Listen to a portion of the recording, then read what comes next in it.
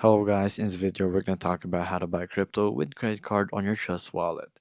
So you press the buy button right here and it's very simple. You choose your network of course and I will go to BNB Smart Chain right here and then let's search up what we can buy. So I would like to buy USDT and I hope they have one and they do. So let's say you're going to buy 150 USDT right here and you can choose to pay right here. So there is Binance Connect, which is going to be one of the best ones that I suggest you buy with, or if you have Apple Pay, you would just connect your Apple Pay and connect it to your credit card. And it's just that simple to buy with your credit card using your Trust wallet. So if you don't have an Apple device and you want to buy with your credit card, you will have to use your Binance Connect.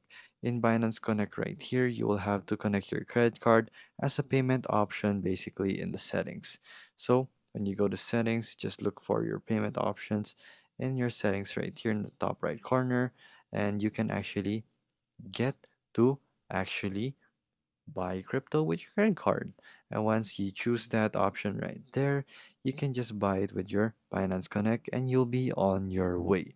And it's just that simple to buy crypto with a credit card on your Trust wallet.